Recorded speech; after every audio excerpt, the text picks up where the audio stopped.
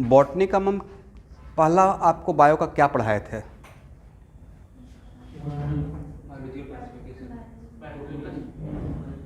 Biological classification, living world. तो living world तो आप लोग खुद से भी तो पढ़े हुए होंगे, लिविंग वर्ल्ड तो डाल सकते हैं ना सिलेबस में। 4-5 क्वेश्चन लिविंग वर्ल्ड का दे देंगे। पूरा एक चैप्टर लिविंग वर्ल्ड का लेने का रिक्वायरमेंट है क्या? इतना इंपॉर्टेंट टॉपिक है नहीं।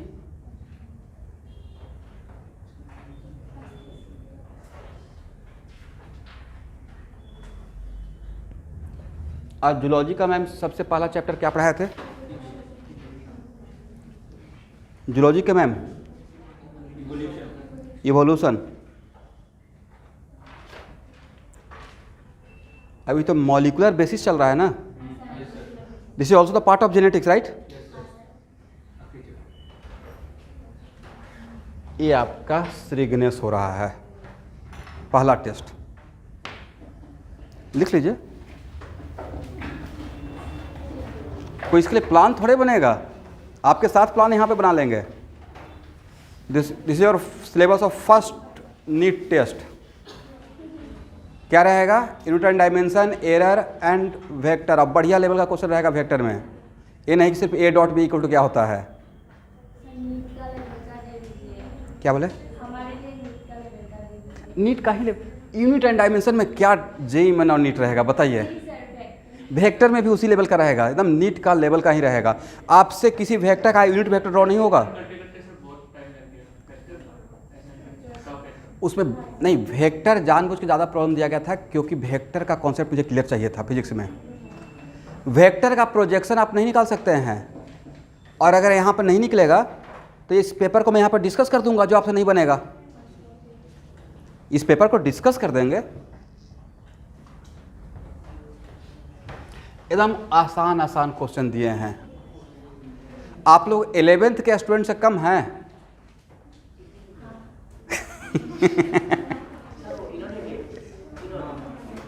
Error in measurement. चलिए, अब बायोलॉजिकल क्लासिफिकेशन में तो नहीं बोल सकते हैं कि सर ये नीट का लेवल कर दीजिए, इसमें तो और कोई लेवल है ही नहीं। एम्स का हो सकता है इसमें, राइट? इवोल्यूशन। मैथ में फर्स्ट टेस्ट में स्ट्रेट लाइन दे रहा हूँ, होगा? स्ट्रेट लाइन लिख लीजिए, स्ट्रेट लाइन।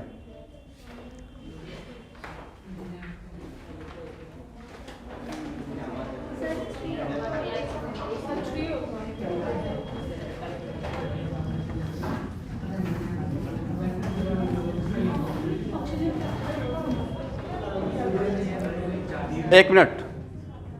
टेस्ट देने का तरीका, दोबारा एक काम मत कीजिएगा कि टेस्ट अगर राकेश सर ने सिलेबस बता दिया तो सारा असाइनमेंट लेकर बैठ गए। टेस्ट देने का तरीका होता है कि बस टीचर का नोट्सबुक पढ़िए और 15 या 20 क्वेश्चन बैंक का देख लीजिए, बस इतना ही, बस फ्री हैंड होने के लिए। उतना से ही काम चल जाता है, क्योंकि टेस्ट में आप इस मेंटलिटी से मत बैठिए कि हम मुझे सारा क्वेश्चन देखा हुआ पहले से आए, तो सारा क्वेश्चन देख कर आ रहे हैं। आपको टेस्ट में उस नए क्वेश्चन पे अटैक करना है, मतलब इसके लिए प्रैक्टिस हम लोग सीख रहे हैं।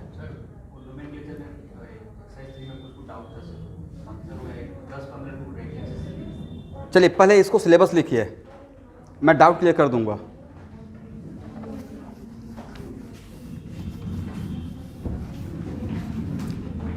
एक मिनट, अब छोड़ दीजिए, उसको लिखिए पहले।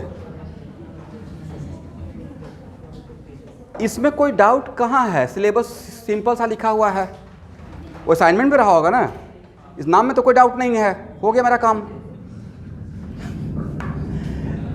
इसमें कहाँ से इलेक्ट्रॉन का फ्लो स्टार्ट किए हैं, मेरा डाउट है। आप में से कौन कौन लोग ऐसा काम किए हैं, प्लीज बोलिएगा। एनीवन?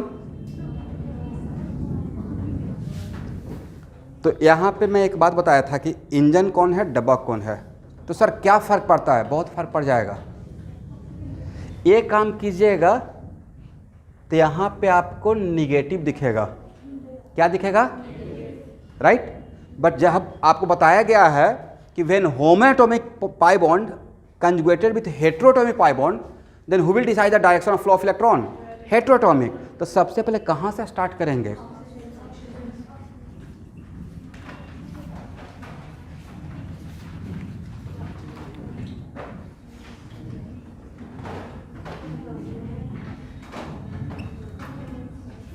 इसका मतलब इनिशिएटिव कौन लिया है?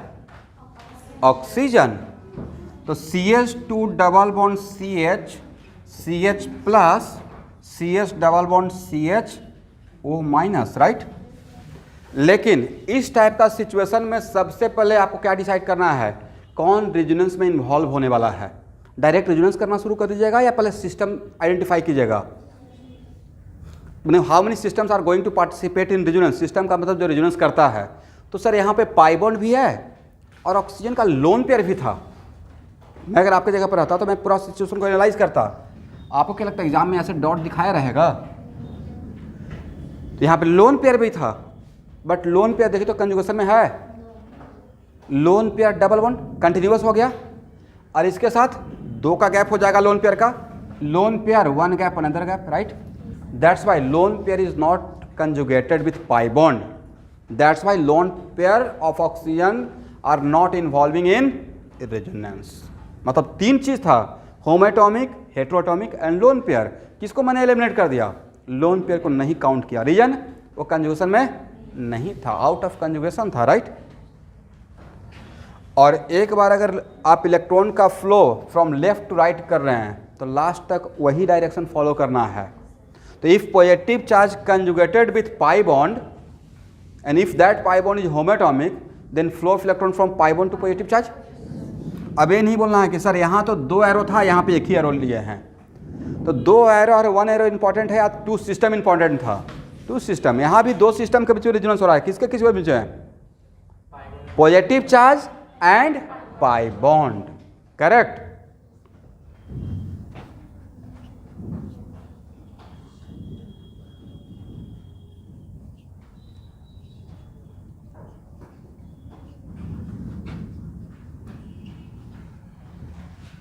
तो 1 2 3 4 5।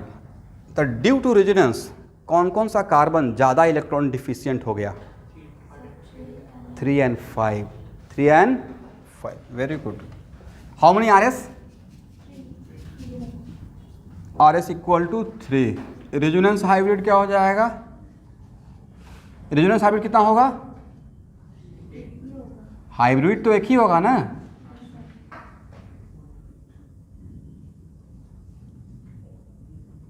यहाँ पे रहेगा डेल डैश माइनस और यहाँ पे रहेगा डेल प्लस। ये दोनों डेल प्लस मिलकर इसको काउंटर कर देगा, राइट।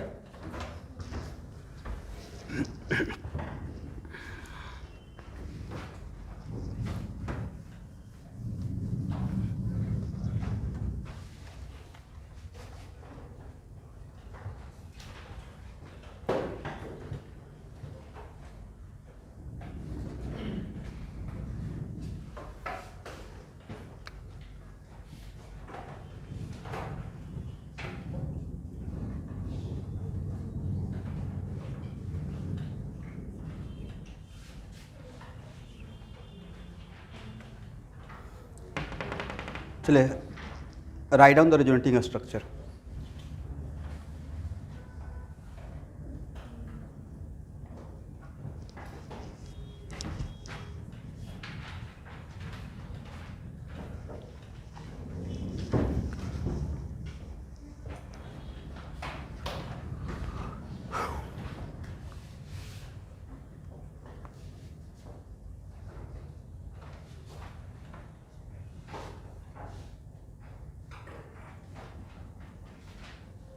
हो सकता है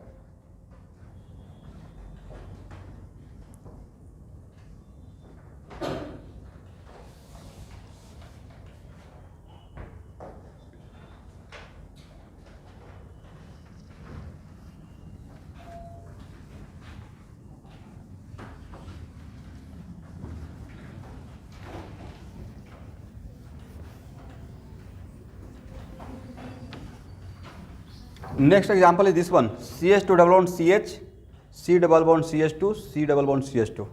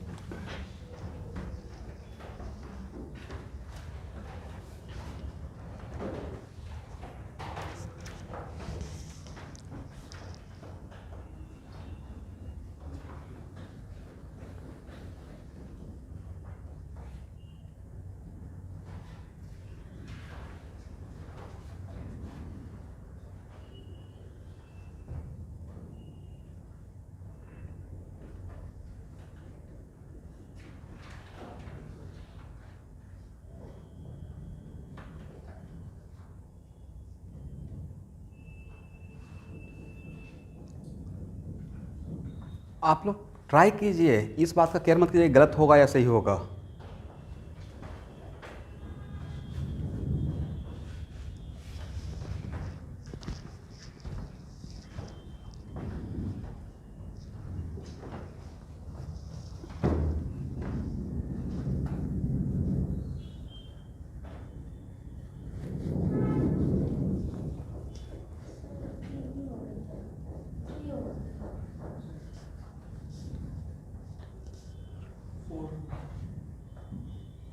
फोर, 3,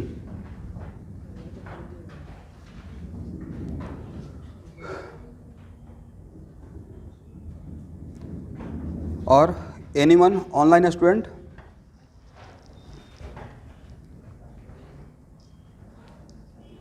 थ्री, आयुषी?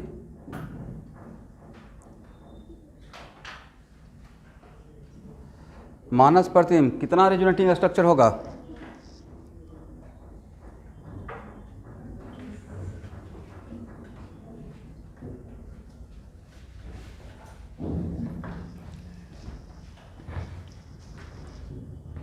कितना आंसर आया हेमश्री? आपका कितना आंसर आया? 3। Correct answer is 5। Correct answer is what? चलिए आप लोग अभी ट्राई कीजिएगा या मैं सॉल्व करूं? 2 मिनट और ट्राई कीजिए, इवन कि मैंने आंसर भी बता दिया।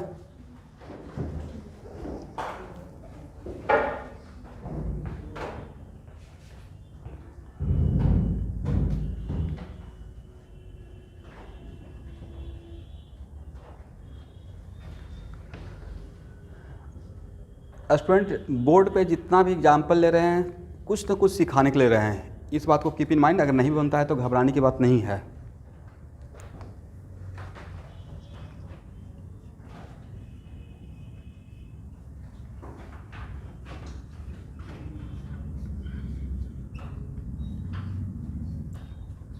आप लोग एक काम करें, मुझे सिर्फ ए बता दें।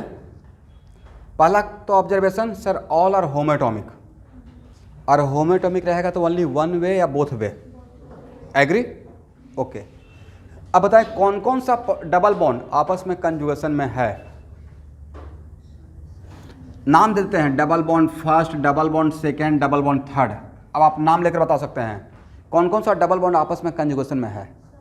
क्या 1 और 2 कंजुगेशन में है? Double bond, single bond, double bond. क्या 2 और 3 कंजुगेशन में है? Double bond, single bond, double bond. क्या 1 और 3 कंजुगेशन में है? कैसे है बताइए तो। ये रास्ता इधर जा रहा था, ऐसे घूम कर आइएगा। Double bond, single bond, single bond, आपको इधर जाना है ना, जाना है इधर, और देख रहे हैं कि इधर ये बीच में ये तो रास्ता ऐसे चला गया, राइट? तो आपको बताए थे कि डबल बॉन्ड, सिंगल बॉन्ड, आप फिर कैसे पढ़ेंगे डबल बॉन्ड और सिंगल बॉन्ड। तो यहाँ पे double bond, single bond, single bond, double bond, तो इन दोनों के बीच में आउट ऑफ कंजुगेशन है, कंजुगेशन ब्रेक कर गया, राइट? पहला चीज तो ये सीखे, मतलब ऐसा नहीं, नॉट लाइक दैट, राइट? उसके बाद अब बताइए, तो पहला चीज है कि यहाँ पे आप लोग का लर्निंग प्रोसेस सीखते रहिए। 1 और 2 कंजुगेटेड है, राइट?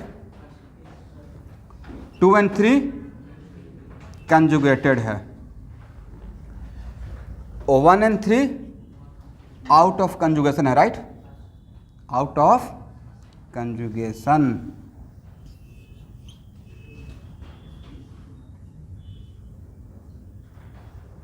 मैं ऑर्गेनिक केमिस्ट्री यहाँ से स्टार्ट किया हूँ, इसलिए इस बात से आप कॉन्फिडेंट रहिए कि आप मुझसे ज़्यादा लेवल पे आए हैं क्लास में, ये ज़्यादा सीखिएगा। मैं खुद का जो लर्निंग प्रोसेस में एकदम बिल्कुल यकीन मानिए, कार्बन का इलेक्ट्रॉनिक मतलब कॉन्फ़िगरेशन तक लिखने के लिए नहीं आता था। तो प्योर मैथमेटिकल माइंड, मतलब मैथमेटिक्स से ऑब्वियसली जो आईआईटी करता है तो उसको मैथमेटिक्स से स्ट्रॉन्ग रहता है, तभी उसकी तरफ जाएगा। मतलब केमिस्ट्री में बिल्कुल भी इंटरेस्ट नहीं था, बट चीज़ों को कैसे चेंज कर लिया जाए। आज केमिस्ट्री का टीचर हूँ यहाँ पे गुवाहाटी में, राइट। कहाँ से स्टार्ट करके सबसे स्ट्रॉन्ग सब्जेक्ट था फिजिक्स और केमिस्ट्री। वो आप फिजिक्स जब पढ़ाता हूँ तो उसमें नज़र भी आता होगा। मुझसे पूछेगा सर आपका बाई हार्ट कौन सा सब्जेक्ट ज़्यादा क्लोज है, ऑब्वियसली फिजिक्स, क्योंकि मैं फिजिक्स को एंजॉय करता हूँ, राइट। उसमें मैथमेटिक्स रहता है, कैलकुलेशन रहता है, ग्राफ रहता है, तो ज़्यादा उसको मैं फील करता हूँ। But chemistry easy to learn, easy to teach और इजी टू स्कोर, उसमें ज़्यादा मार्क्स भी आता है। तो सीनियर लोग से मैं गाइड लिया, तो बोले कि फिजिक्स और मैथमेटिक्स और फिजिक्स से सिलेक्शन हो सकता है, रैंक नहीं आ सकता है। रैंक लाना है केमिस्ट्री ठीक कर लो। जैसा बोले मैंने प्लानिंग ही चेंज कर दिया, सबसे टॉप प्रायोरिटी पे केमिस्ट्री लेके चला गया।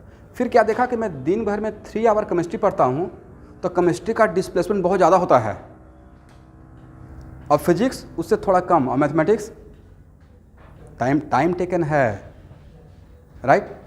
तो उसके अकॉर्डिंग मैंने प्लानिंग कर लिया। तो सब हर स्टूडेंट का अपना प्लानिंग का अलग पार्ट होता है, लेकिन कुछ स्टूडेंट क्या करते हैं उस सब्जेक्ट के साथ ही वाइस्ट हो जाते हैं। जो उनको समझ में आते रहता है उसको दिन भर उसी को पढ़ेंगे, घूम फिर कर उसी सब्जेक्ट पे आ जाएंगे, चलो बायो पढ़ते हैं, राइट। इनऑर्गेनिक नहीं रटेंगे, जो बोरिंग सब्जेक्ट है उसको बिल्कुल छोड़ देंगे। आपको उसको भी बैलेंस करना है, सारा सब्जेक्ट बैलेंस रहेगा। अब इसमें ऐसे आप कर सकते हैं मेडिकल वाले कि सबसे स्ट्रॉन्ग बायोलॉजी रखिए, केमिस्ट्री, और फिजिक्स उतना नहीं है तो फिजिक्स का कुछ टॉपिक को पहले से ही इग्नोर कर दीजिए कि इसको नहीं पढ़ना है, बट जितना पढ़ना है उसको स्ट्रॉन्ग रखना है। मैंने ये नहीं बोला कि मैथमेटिक्स को मैंने इग्नोर कर दिया, कैलकुलस कोऑर्डिनेट को स्ट्रॉन्ग कर लिया। अलजाब्रा में पीएनसी, ठीक है, मेरा बोल रहा हूँ, आप लोग खुद पे मत ले लीजिएगा। एंड प्रोबेबिलिटी को मैं माइनस कर दिया, बाइनोमियल स्ट्रॉन्ग कर लिया, क्वाड्रेटिक मतलब पैराबोला उसको स्ट्रॉन्ग कर लिया, कॉम्प्लेक्स नंबर स्ट्रॉन्ग कर लिया। एपी जीपी एचपी में 1000 प्रॉब्लम बनाने का रिक्वायरमेंट है क्या? कितना बनाइएगा, उसमें बहुत सारा सिचुएशन है, तो उसका सर्टेन प्रॉब्लम बना कर छोड़ दीजिए। तो ऐसे करके प्लानिंग होता है। वेक्टर इजी है, उसको अच्छा कर लीजिए। 3D का सही से पढ़ लीजिएगा, जितना टाइम प्रोबेबिलिटी में उतना टाइम अगर 3D में दे दिया जाए क्वेश्चन बन जाएगा। तो दिस इज द प्लानिंग। चलिए, ये आउट ऑफ कंजुगेशन है। अब ये बताइए 2 किसके साथ कंजुगेशन में है? वैसा डबल बॉन्ड जो 2 अलग अलग डबल बॉन्ड के साथ कंजुगेशन में है, बट ये दोनों डबल बॉन्ड कंजुगेशन नहीं है। तो इस टाइप का कंजुगेशन को बोलते हैं क्रॉस कंजुगेशन। क्या बोलते हैं? Cross resonance. तो देखिए, ये इसके साथ रेजोनेंस करेगा, एक्चुअली क्रॉस जैसा साइन बन रहा है ना, ये इसके साथ रेजोनेंस करेगा, ये इसके साथ रेजोनेंस करेगा, तो ये दोनों के साथ रेजोनेंस करेगा, ये दोनों के साथ रेजोनेंस करेगा, बट ये दोनों आपस में रेजोनेंस। तो इस टाइप का सिस्टम को हम लोग बोलते हैं क्रॉस कंजुगेशन। स्ट्रेट क्या यहाँ पे तीनों पाई बॉन्ड, एक minute, how many pi bonds are involving resonance? They are 3, but क्या तीनों pi bond at a time एक साथ एक फ्लो में है? एट ए टाइम कितना है? 2। एक मिनट, तो अगर ए इसके साथ रेजोनेंस करेगा तो अब इसमें कुछ स्टूडेंट को मैं रेगुलर क्लास चलेगा 11-15 तक,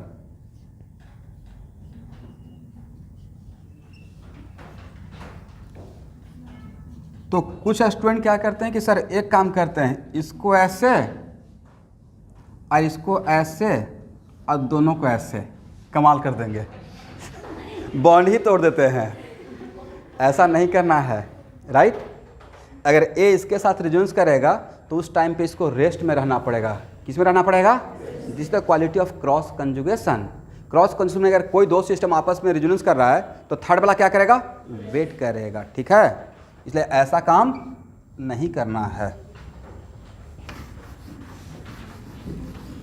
ये मैं आप ही लोग से सीखा हूँ, बैच में ही सीखे होंगे।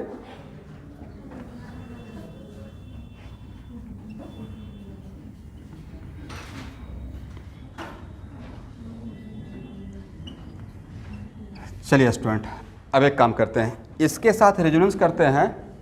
यहाँ देखिए, इसके साथ रेजोनेंस करते हैं, ऐसा क्या रखेंगे? रेस्ट में। तो इसके साथ रेजोनेंस कीजिएगा तो इलेक्ट्रॉन का फ्लो दोनों तरफ। तो जिनका 3 आंसर आया है ना, वो यही मिसिंग रहा होगा। रेजोनेंस ऐसे भी किए हैं, करना है, और ऐसे भी करना है, करेक्ट।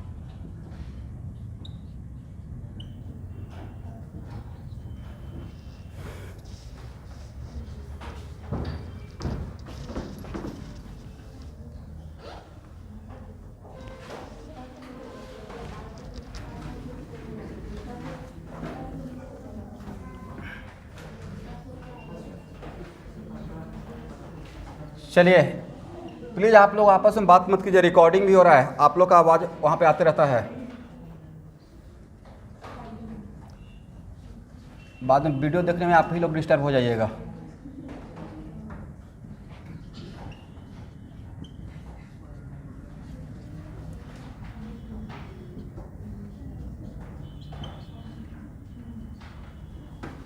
बोलिए हाउ मेनी आर एस। इसका नाम first, second, first, third, first, fourth, fifth, first. तो total R S equal to what, and this is example of straight conjugation या cross conjugation, cross. This is example of cross resonance. तो आज के बाद कहीं भी अगर मैं क्रॉस रेजोनेंस का बात करता हूँ, जैसे मैं आगे चल के हो सकता है बोलता है, अगर बोल दिया जाए in cross resonance there is less resonance energy, cross conjugation में रेजोनेंस एनर्जी कम होता है। तो एटलीस्ट आप इतना तो केयर कर पाएंगे, समझ पाएंगे कि सर क्रॉस कंजुगेशन का बात कर रहे हैं, राइट। क्रॉस कंजुगेशन में क्या कि अगर 3 पाई बॉन्ड 3 डबल बॉन्ड है, ऐसा मान लीजिए, या कोई भी 3 सिस्टम है, वो तीनों एक साथ कंजुगेशन में नहीं है, उसमें दो अलग अलग कंजुगेशन में है। एक कंजुगेशन में है, ए है, बट उसका कोई दो आपस में कंजुगेशन में नहीं है, तो it is kind of what, cross conjugation. तो total R S equal to 5, और इसका रेजोनेंस हाइब्रिड ड्रॉ करने के लिए सारे डबल बॉन्ड को हटाकर स्ट्रक्चर ड्रॉ कीजिए, और देखिए कहाँ पे पार्ट्स डबल बॉन्ड है, सिंगल बॉन्ड है, इन सब सीक्वेंस को मिलाते हुए देखिए तो कैसा होगा।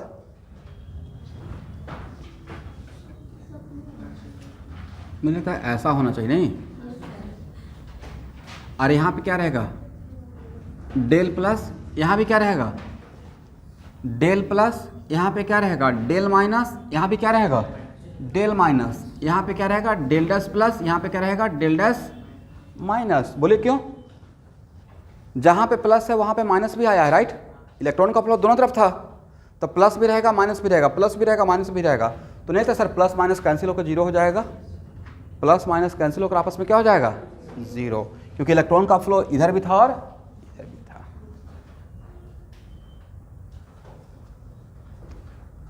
हो गया।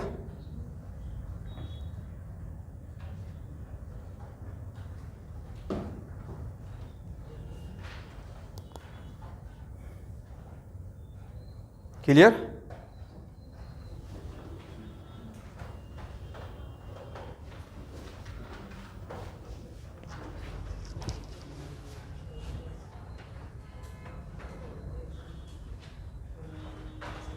चले आप लोगों को थोड़ा कंफ्यूज किया जाए,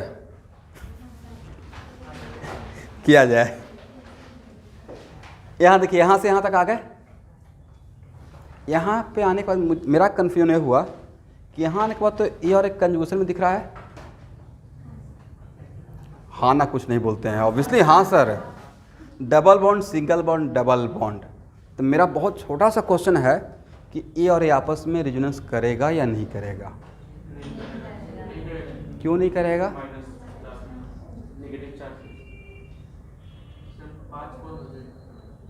नहीं 5 बॉन्ड भी नहीं होगा। पहले आप लिखिए, लिखिए लिखिए, ये भी इंटरेस्टिंग है। हो गया, ओके।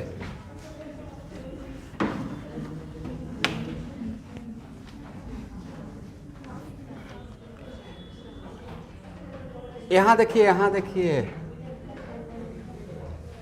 प्लीज बात मत कीजिएगा, क्योंकि अगर ऐसे सिर्फ प्योर ऑफलाइन रहता तो इतना तो टॉलरेबल है जितना बात करते हैं।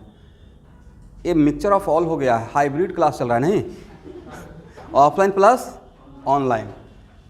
अच्छा ऑनलाइन वाले स्टूडेंट आप लोग इन लोगों की बात करने से डिस्टर्ब तो नहीं हो रहे हैं?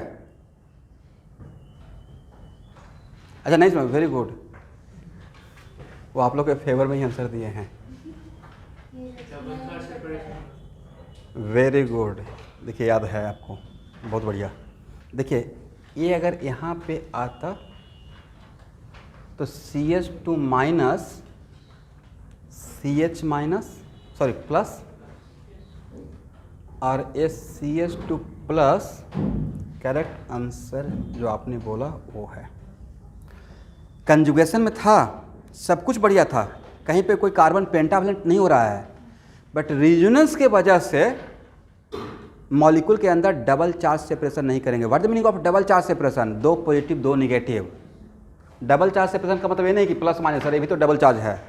डबल चार्ज सेपरेशन का मतलब 2 पॉजिटिव और 2 निगेटिव, क्योंकि कोई भी न्यूट्रल सिस्टम है उसके अंदर बहुत ज़्यादा चार्ज का पोलराइजेशन कर दीजिएगा तो वो सिस्टम हाईली अनस्टेबल हो जाएगा। क्या हो जाएगा? स्टेबल या हाईली अनस्टेबल है।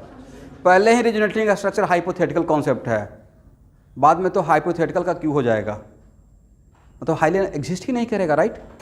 सोच भी नहीं सकते हैं, अभी तो थोड़ा बहुत सोच भी पा रहे हैं।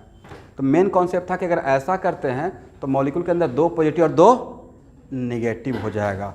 और ड्यू टू रेजोनेंस, अब इस बात को कुछ स्टूडेंट इसको मैनिपुलेट कर देंगे, क्योंकि राकेश सर ने बोला कि मॉलिक्यूल में 2 चार्ज नहीं हो सकता है। मैंने यही नहीं बोला कि मॉलिक्यूल में 2 चार्ज नहीं हो सकता, बिल्कुल हो सकता है। ऑक्जिलेट आयन 2 निगेटिव हो सकता है, कैल्शियम पर 2 पॉजिटिव। मैंने बोला किसके वजह से? रेजोनेंस के प्रोसेस के वजह से मॉलिक्यूल के अंदर कितना सेपरेशन नहीं पॉसिबल है? डबल। लिखिए एक लाइन, मतलब ऐसे होना चाहिए था बट हम लोग नहीं करेंगे, नोट करके। ड्यू टू रेजोनेंस, आप लोग कंफ्यूज नहीं करते, कुछ सिखाना था इसलिए मैंने वहाँ तक आया। Due to resonance double charge separation is not possible in the molecule.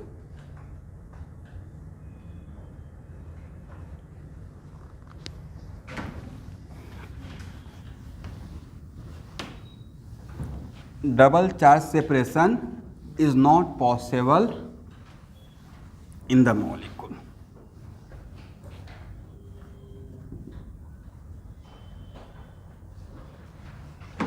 ये दोनों कंजुगेशन में कैसे हो गया? क्योंकि double bond single bond double bond हो गया एक स्ट्रेट लाइन में, राइट?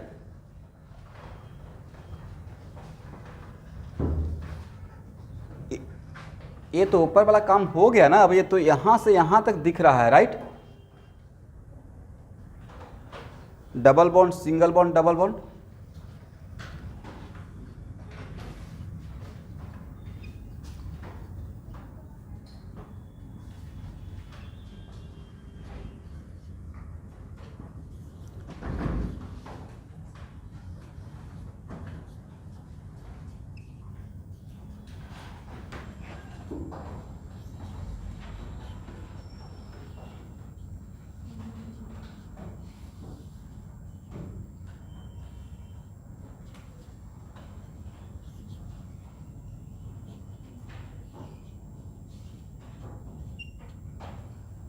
आप लोग ज़्यादा मत काम कीजिए, बस घर पे ये 4 का ड्रॉ कीजिएगा।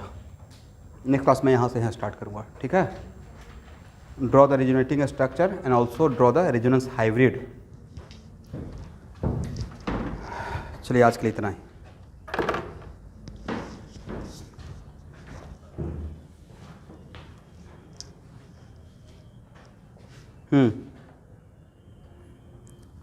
इसमें समझाने वाला कोई बात ही नहीं है, इसमें बस यही इसको आपको याद रखना है कि डबल चार्ज सेपरेशन अलाउड नहीं है। तो अगर डबल चार्ज सेपरेशन होगा तो मॉलिक्यूल हाईली